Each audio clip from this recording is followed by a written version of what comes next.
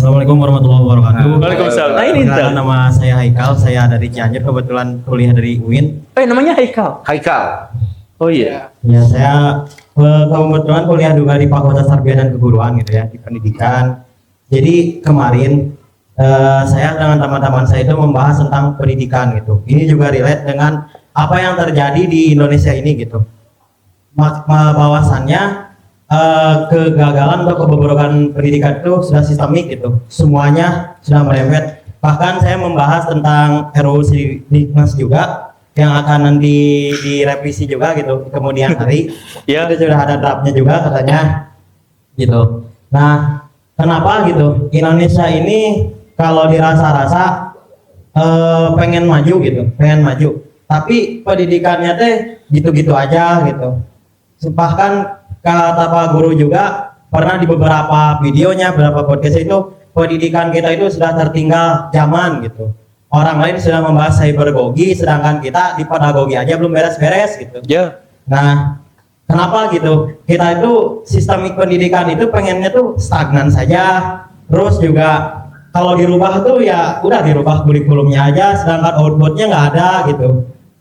Jadi saya tuh kemarin membahas tentang RUU Sidiknas juga, jangan dulu membahas tentang tunjangan guru, jangan dulu membahas dulu P3K dan sebagainya, mau diaduin sama MBG dan sebagainya. Padahal ketentuan umum aja yang waktu tahun 2003, yang dimana di sini tuh upaya untuk mencerdaskan bangsa, pada akhirnya tidak semuanya nih mencerdaskan bangsa gitu. Bangsa tidak cerdas semua, hanya beberapa saja gitu. Jadi kenapa kita tuh banyak yang dilanggar-langgar gitu. Ya walaupun ini sistemik gitu. Gimana gitu pendapat Pak Guru atau pendapat teman-teman semua di sini supaya saya tuh nanti ketika menjadi pendidik tuh yang menjadi pendidik yang benar gitu. Itu mungkin nanti ada tambahan lagi sih. Terima kasih. Bagian duluan. Boleh. Kalau menurut saya tadi adalah ya pertama ya emang tidak, kalau kita cerdas semua kita maju, dan kalau maju semuanya kan baik-baik aja. Kalau semua baik-baik aja ada yang belum balik modal sih kalau menurut saya. Jadi kalau semuanya maju, semuanya memilih dengan benar, yang namanya apa yang terjadi hari ini kan nggak bakal terjadi, dan ketika itu nggak terjadi ada orang yang merasa belum dapat kesempatan untuk di atas. Jadi kalau di sistemnya dipotong hari ini, banyak tuh yang stres tuh nanti tuh, bahkan bukan giliran saya nih, belum giliran saya. Dan tadi menarik tuh sebenarnya gini, kenapa belum kita cerdas, kenapa saya bilang dibiarkan, biar kayak file-file Epstein ini itu gampang banget dipercaya sama orang Indonesia. Tadi saya sempat ketawa pas Pak Guru tadi ngomong bahwa ada tulisan bahwa terjadi uji coba pandemi. Kita panik. Kita bilang apa? Respon kita sebagai orang Indonesia apa? Oh berarti emang pandemi sudah direncanakan. Kalau tadi kata Pak Guru adalah, lah wajar ketika bangsa yang bagus, bangsa yang baik adalah mempersiapkan ada kemungkinan-kemungkinan yang terburuk yang terjadi. Bayangin, ketika sebuah file ada catatan bahwa kalau bangsa lain melakukan uji coba, melakukan apa ya, antisipasi sebelumnya, tapi karena itu bahasa Inggris, karena itu bahasa Inggris, sama netizen kita di postingnya adalah, wah COVID sudah diatur, kok bisa? Nah biar yang kayak gini-gini terjadi. Kalau negara kita pinter, nggak ngaruh tuh Epstein. Kita nggak gampang disetir. Kalau bagi saya Epstein itu bukan sekedar apa ya, ini bukan tentang konspirasi atau apa, tapi bagaimana bodohnya sebuah bangsa, dan betapa bangsa yang hebat itu bukan bangsa yang nggak punya dosa, bangsa yang kuat atau besar, tapi bangsa yang kecil banget dosanya. Jadi nama-nama sengaja dikeluarkan itu apa ya, sandra. Kalau bagi saya secara psikologi sandra, mau masalah bener atau enggak, ketika ada nama Haritanu, kita ngomongin Haritanu enggak? Iya. Tekan ini ke Haritanu dong. Bener atau enggak? Belum tentu tahu kita. Jadi ya itu emang sengaja dibikin kita nggak bisa cerdas gitu loh dengan segala sistem. Aku pernah belum tayang episode sama Guru Gemul ngebahas tentang sistem itu ya. Emang ya sudah dibiarkan begini. Dan salah satu contohnya tadi aku bilang, kalau kita cerdas, Epstein itu nggak akan ngaruh, berita itu akan nggak terlalu yang gimana-gimana di negara ini. Gitu. Ketika negara lain melakukan uji coba, terus capture-nya bocor, masuk ke Indonesia, kita bilang COVID direkayasa, COVID sudah dipersiapkan dari 2017. Ya kok bisa? Berarti kan kita, ya itu yang diincar, kebodohan-kebodohan itu, kepanikan-kepanikan itu yang dipiara. Jadi secara pandanganku ya seperti itu. Kenapa nggak diubah? Kenapa sampai hari ini yang diubah kurikulumnya doang, tapi bukan secara sistematiknya segala macam ya? Biar kita tetap seperti ini gitu. Kemudian kan mau bantu jawab. Oh siap. Mangga. Siap. Dari kan siapa? Kenalan dulu. Kenalan. Ujang. Ujang. Ujang ya. Bapak Anang Rahmat namanya. Kan pertanyaannya kan panjang lebar tuh, panjang kali lebar kali tinggi. Iya. Saya jawabnya cukup singkat padat jelas. Oh boleh. Ini kan si Akang minta solusinya kayak gimana? Ya. Kalau saya jawabannya solusi yang paling singkat, pilih Pak Anies. Wah, Bapak kampanye kalau itu. Terlalu kampanye, Mas. Terlalu kampanye, Mas. Bentar, oke, enggak apa-apa. Tapi ini lucunya bangsa kita nih ya. Ini lucunya bangsa kita ya. Ini lucu nih. Enggak apa-apa, enggak masalah. Saya enggak masalah. Saya akrab dengan Pak Adi juga. Tapi gini, ini lucunya bangsa kita. Kalau yang ngomong Pak Prabowo pasti dihujat. Wah, kampanye dari 2026. Tapi kalau yang ngomong yang lain itu kayak baik biasa-biasa aja. Nah inilah kenapa sistem pendidikan kita nggak pernah maju. Biar yang kayak gini-gini tabrakin terus. Bukan ini loh Kang. Ya gimana nggak apa-apa, Pak. Ini bukan ranah kampanye. Ya nggak apa-apa. Bukan. Kebetulan. Pak Anies ini kan backgroundnya latar belakangnya pendidikan, tenaga pendidik. Tadi 2019 Kenapa nggak buru gembul? Kalau pendidikan juga. Ya juga kabur juga. Lanjut, nggak apa-apa. Cuman kan yang lagi kita angkat di publik kan. Ya. Jadi RI 1 calonnya kan itu. Oke. Tapi menarik, saya mau jawab ya. Pak Anies itu orang yang baik. Sebelum saya dukung siapa sebenarnya? Anak buahnya Jokowi ini ya.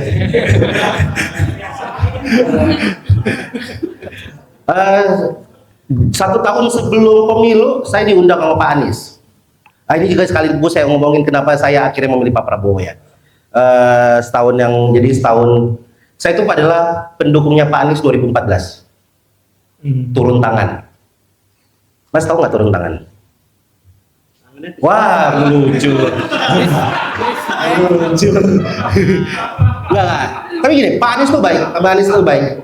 Cuman ya bagi saya pada saat 2024 kemarin ada satu pertanyaan diskusi saya sama Pak Anies yang intinya gini.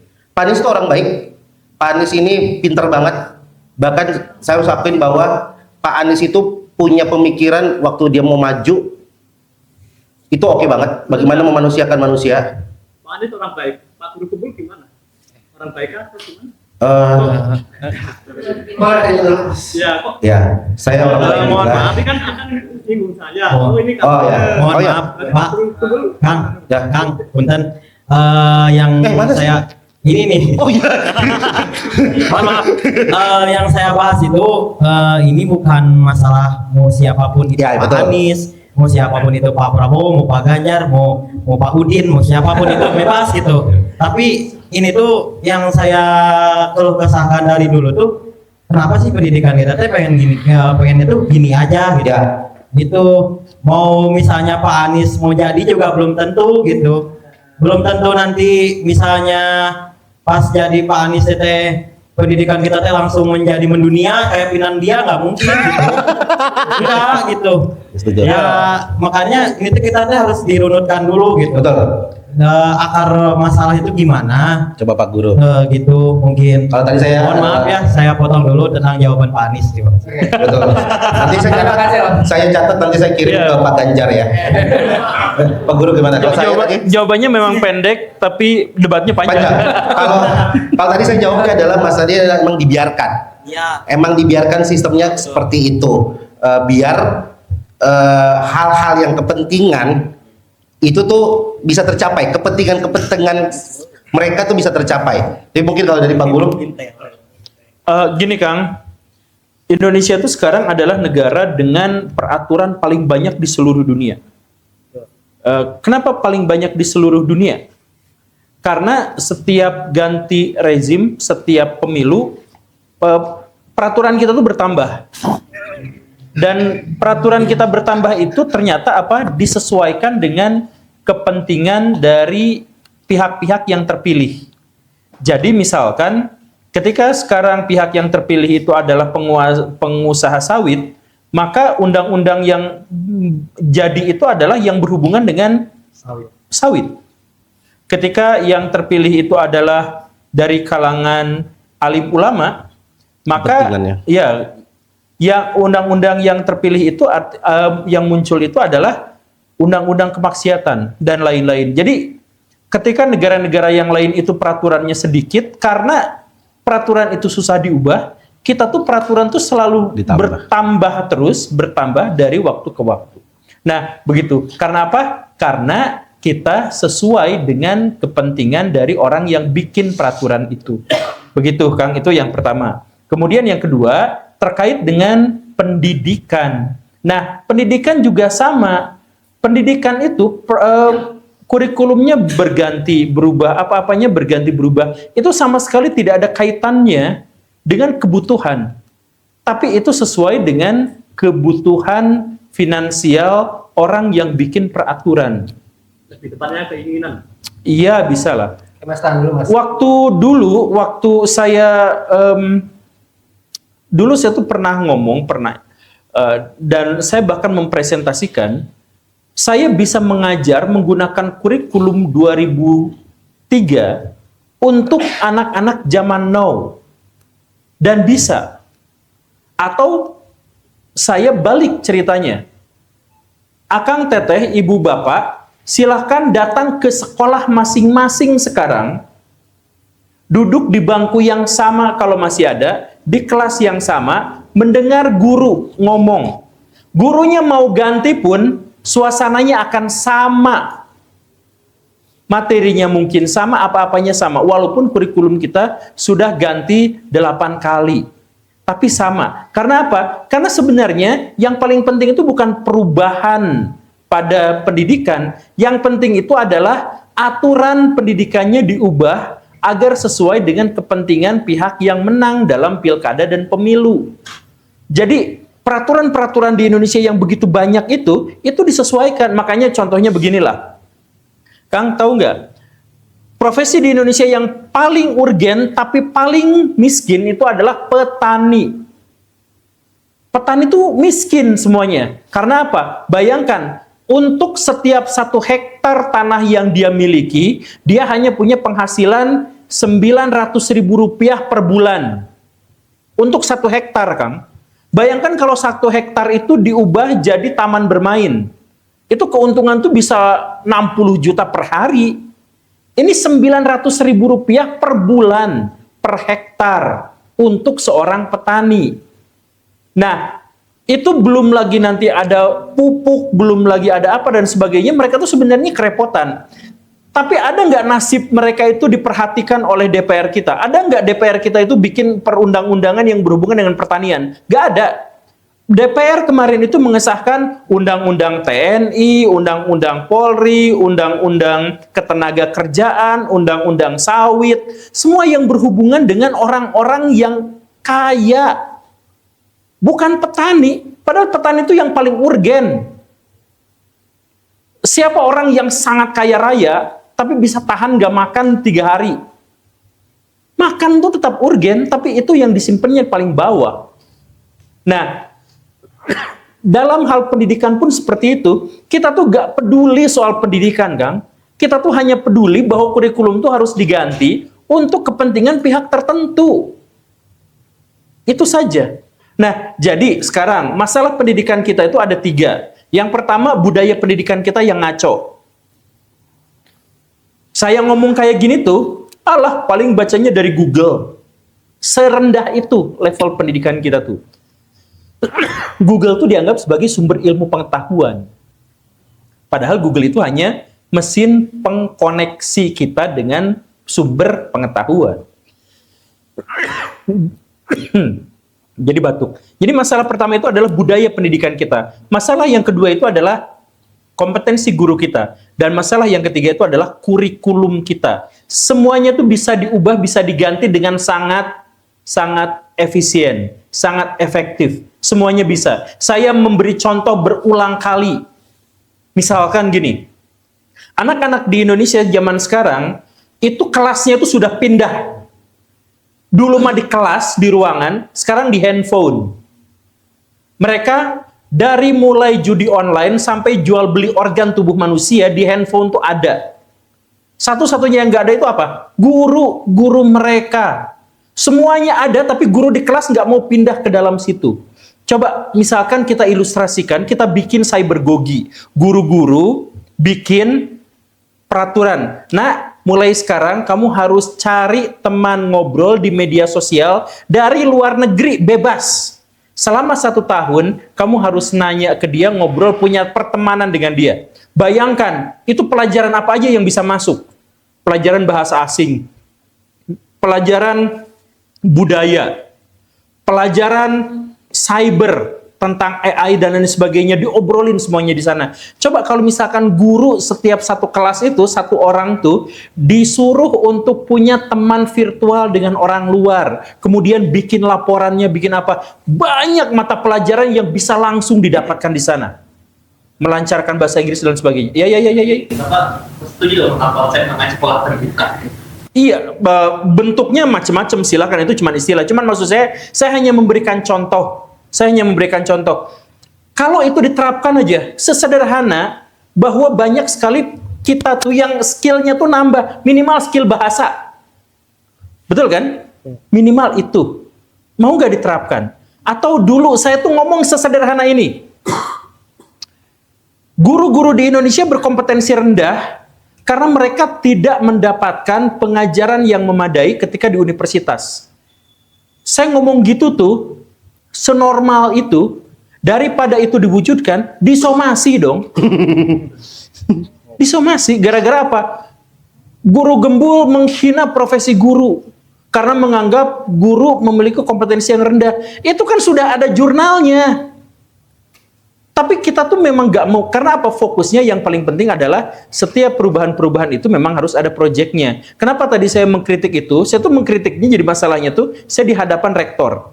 Kenapa saya mengkritik di hadapan rektor sehingga saya dapat somasi? Karena apa? Saya bertemu dengan rektor itu 2 kali, dan ketika saya ajak ngobrol tentang pendidikan, dia bahas tentang hotel.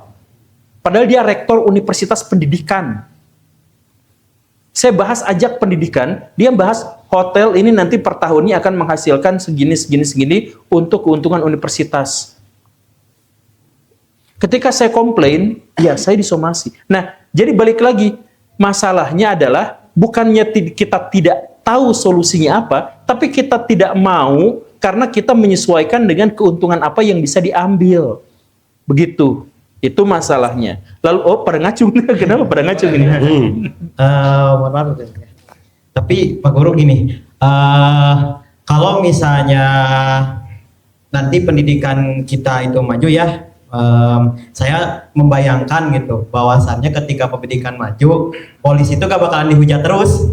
Betul. Karena ketika melihat polisi yang dihujat, polisi yang salah dengan tindakan dan sebagainya, itu karena kan inkompetensi dia gitu terhadap pendidikan dia di kepolisian tersebut gitu. Iya. Nah, jadi kenapa gitu? Kita itu arah pendidikan itu udah jelas gitu. Di dalam undang-undang tuh pengennya mencerdaskan kehidupan bangsa. Semua orang udah tahu, udah dibacain setiap upacara lah gitu ya. Itu normatif sih Kang masalahnya teh. Iya. Masalah.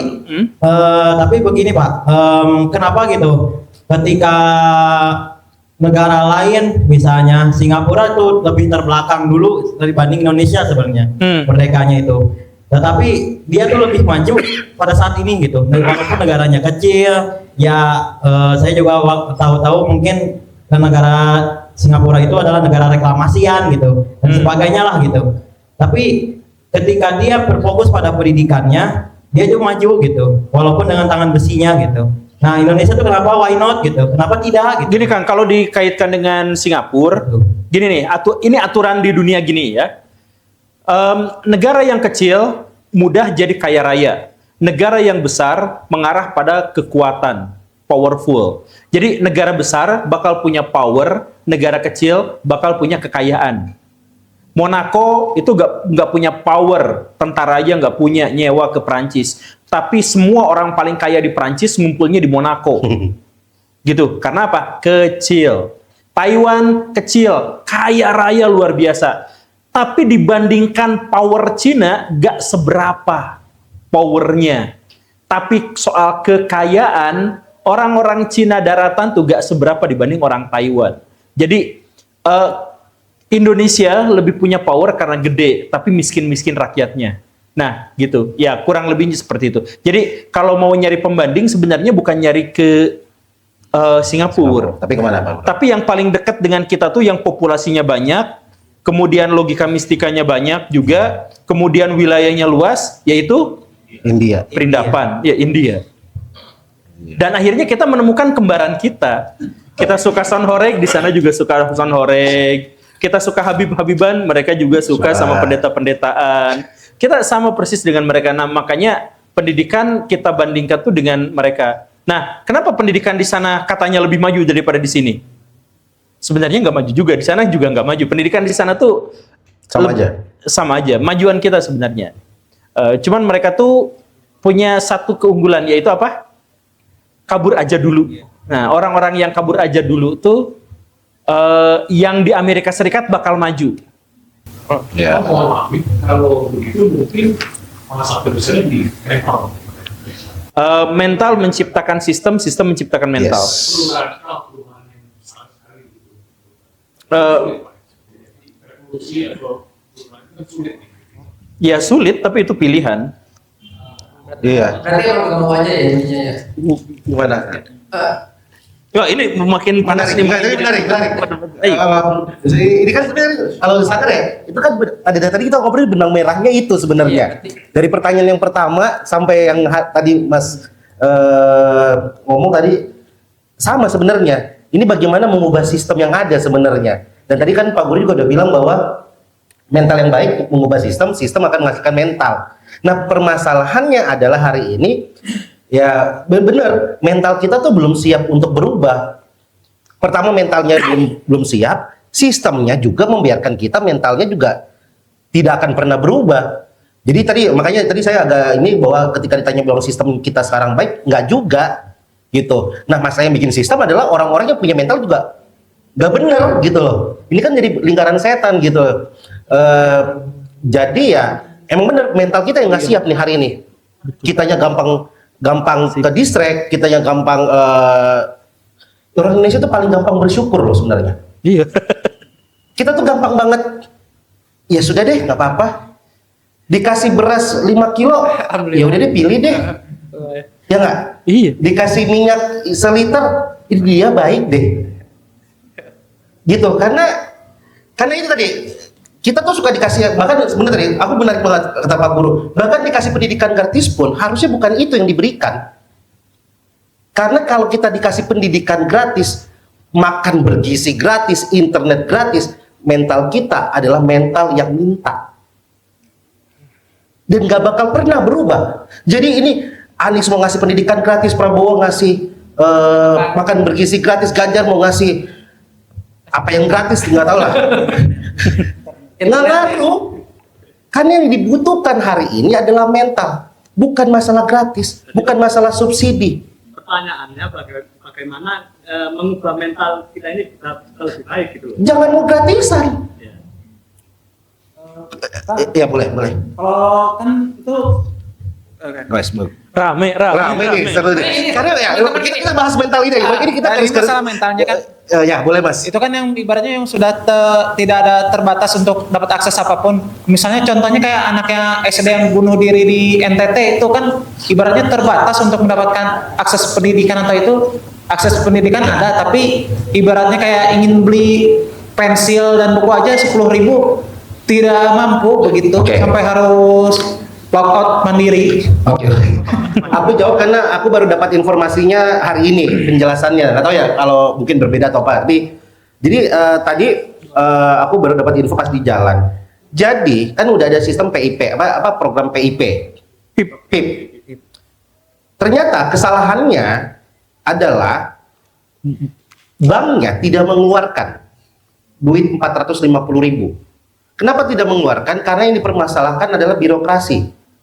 Jadi orang tuanya jadi gini, PIP itu segampang dapat surat rekomendasi aktivasi dari sekolah, ada orang tua walinya, muridnya datang ke bank teraktivasi. Oke. Jadi nggak perlu bikin rekening, sudah ada rekeningnya. Setahu saya ya, sudah ada rekeningnya dari pusat, tinggal diaktifasi.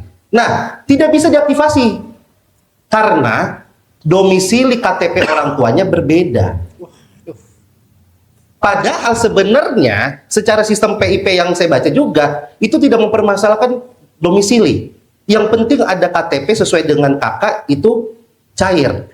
Jadi yang mirisnya adalah anak itu punya 450.000 di rekening PIP-nya.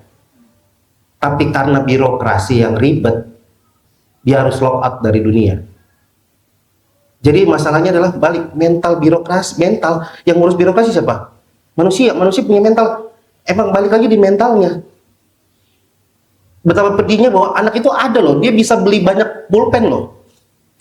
Ya maksudnya kalau bagian 450.000 loh, ada loh di rekening BRI-nya, di rekening PIP-nya dia bisa beli 3 kardus gitu. Cuman karena masalah domisili KTP berbeda, ya kita seneng banget dengan birokrasi yang ribet dan balik lagi birokrasi lahir dari orang-orang yang punya mental yang bobrok.